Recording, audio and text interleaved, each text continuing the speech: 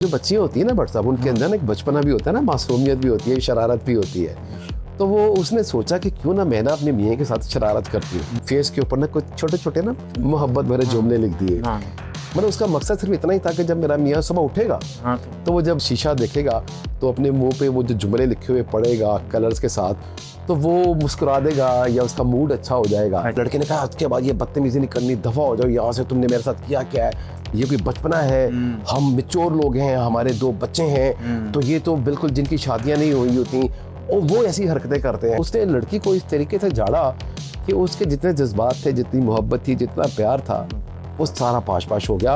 और वो लड़की को उसने मतलब ऐसे धक्का दिया है और लड़की गिरी है, तो उसके बाद लड़का ना निकल गया। उस लड़के ने अपने दोस्तों को दोपहर के खाने पे घर इनवाइट भी किया हुआ। उसने अपनी बीवी की ड्यूटी लगाई हुई थी कि तुमने सारे खाने छाने तैयार करने हैं दोपहर में ना, और मेरे दोस्तों ने आना खाने पे, आज तुमने ना हमारे घर खाने पे नहीं आना, बस मेरा ना मेरी बीवी के साथ मसला हो गया है। तो उसने ये देखो क्या हरकत की मेरे साथ यार, मैं सोया हुआ था, वो सारा मेरे फेस के ऊपर पेंट कर दिया। उसके दोस्त ने पूछा फिर तुमने क्या कहा? उसने कहा मैंने तो उसकी इतनी बेइज्जती की कि वो उसको मैंने धक्का दिया जाके गिरी है। तो एक दोस्त उनका ना उसको बड़ा फील हुआ इसकी इस रवैये की वजह से। उसने कहा यार अरे तो बड़ी बदतमीजी वाली बात है, वो तो बड़ी मोहब्बत से तुम्हारे साथ शरारत कर रही थी और तुमने उसकी बेइज्जती कर दी, इंसल्ट कर दी। यार ऐसी बीवियां कहाँ मिलती हैं? लड़के को रियलाइज हुआ कि यार वाकई यार मैंने गलत किया है। बरसात देखना हमारे ये भी होता है ना कि हमारे अच्छी बात समझाने वाला कोई नहीं होता। कहता हाँ मैं घर जाता हूँ, मतलब जब वो घर गया उसी कमरे में जहाँ उसने धक्का दिया था वो वहीं गिरी हुई थी। अच्छा उसने जाके उसको हिलाया उलाया, सब कुछ किया, उसको हॉस्पिटल लेके गया।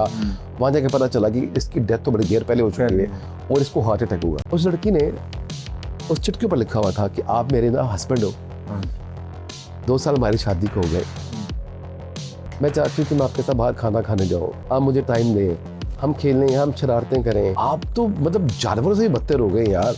यार वो ऐसी बच्ची होती है जो अपने माँ बाप का घर छोड़ के किसी दूसरे घर जाती है कि क्या ख्वाब होते हैं यार, आप उनके उसके ख्वाब पूरे नहीं कर सकते तो कम से कम उसको इज्जत तो दीजिए। अगर उसको बढ़ता वहाँ इज्जत मिली होती तो वो आज इस दुनिया से ना जाती। जो ऐसे बंदे होते हैं वो जो अगर किसी ऑफिस में जॉब कर रहा है या किसी बिजनेस की डील कर रहा है तो वहाँ पर उसको बेशुमार बातें हो रही थी, वहाँ क्यों नहीं वैसे रिएक्ट करता? क्योंकि उसको पता होता है कि वहाँ नुकसान हो जाएगा।